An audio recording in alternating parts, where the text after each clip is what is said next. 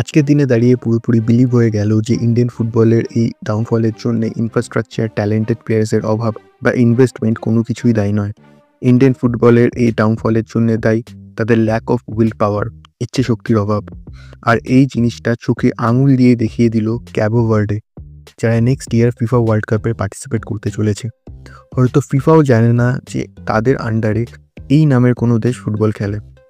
Western African কোস্টে 10টা volcanic are several আইসলেট নিয়ে তৈরি এই দেশের পপুলেশন মাত্র 5,93,000, যার থেকে ইন্ডিয়া বা ওয়েস্ট বেঙ্গলের পপুলেশন তো বাদই দিন, মুর্শিদাবাদের পপুলেশনও বেশি। আর তারা নাকি next year Argentina, Brazil, Spain এই দলগুলোর সাথে ফিফা ওয়ার্ল্ড কাপে পার্টিসিপেট করবে।